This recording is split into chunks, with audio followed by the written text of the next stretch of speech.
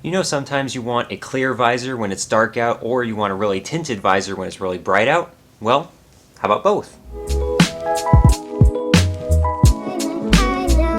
That's right, ladies and gentlemen, what you're seeing here is called a photochromic lens, meaning a transition lens. It changes its darkness based on the sun, based on the environment around it. More on that later, but what I want to do is kind of a, quote, winterization of sorts for my helmet.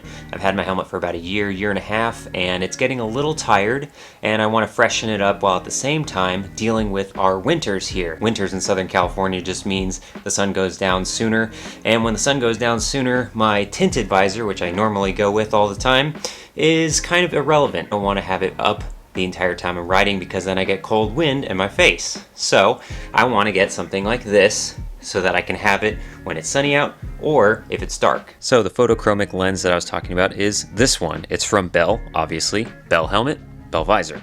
They call it Protint, but it's basically the exact same thing that you would see with transition lenses. It's the exact same technology. The plastic visor here will have either an injection or a coating, some kind of dye that reacts to UV light. So when it's exposed to UV light, it'll change its structure and darken. Then transversely, when there's no UV light at all, it'll revert back to its original state, which is a clear lens. So I said I was also going to freshen up the helmet as well, so I also have some new cheek pads. Cheek pads are a great option, in my opinion, if you have the ability to, with the helmet that you have, to replace every now and then to give it just a little bit more of a tighter grip, make it more comfortable as well, because over time, obviously, the foam and the padding in the helmet is going to get compressed and it's going to feel looser. I think with some brand new pads, that should give it a brand new feel. Let's interrupt past me for a little bit of science, because we have this transition lens and two others to compare it to, so let's put it outside with different times of day, different conditions, and see what happens. This first one is 12 noon, hazy clouds, but indirect sunlight. It was very cloudy that day, but I was really surprised at how dark it got and how quickly, even though it didn't have direct sunlight.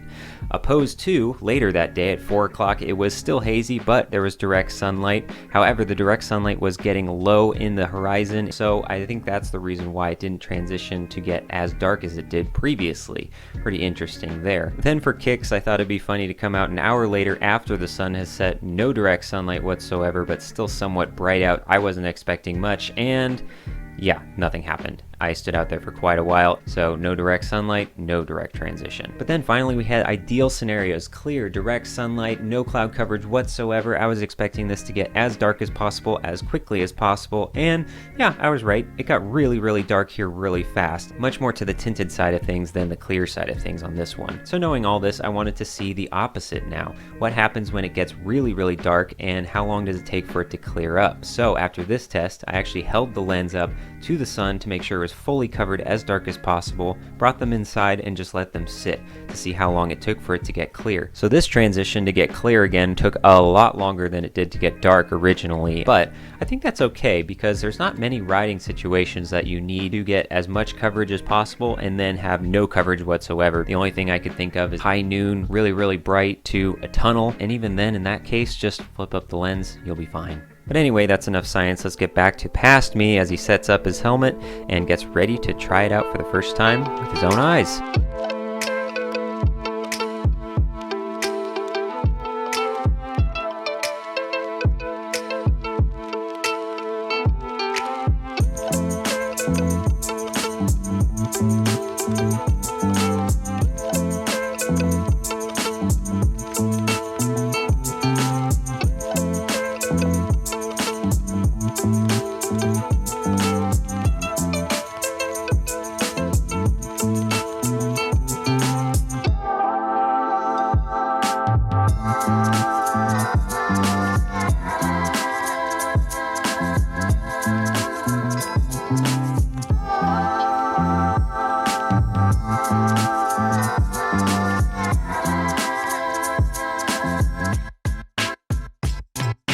This is the old versus new cheek pad. You can tell just in the color alone how much use this thing has. You can see, look at that, the difference in the width as well.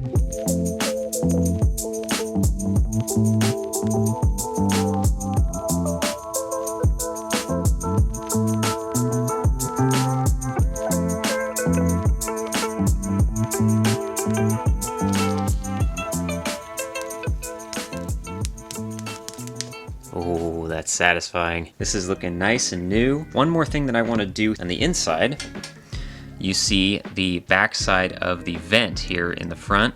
This is literally just covered over in duct tape for the audio, so that way I don't get wind noise coming into the helmet, but doubles as a winterization thing so that I don't get cool air going into my face. We're just going to be replacing this stuff because it does have some dirt in it. It's starting to peel up a little bit. We got some shiny new red duct tape this time, so let's give it a first feel on the head. Oh wow, right away I can feel much more pressure right here, obviously with the thicker cheek pads, and it's not shifting as much on the side to side, which is really good. Much more secure. Even though we're under the lights here, this is not transitioning. It probably would have transitioned by now, but it's because it's not UV lights. So we're gonna have to actually take this outside, give it a real test. So we saw the practical test compared to the other two shields, but let's see how it feels on the eyes. So right now I'm shaded, but the second I pop out right now, ooh, direct sunlight, let's see. I'm having to squint just a little bit.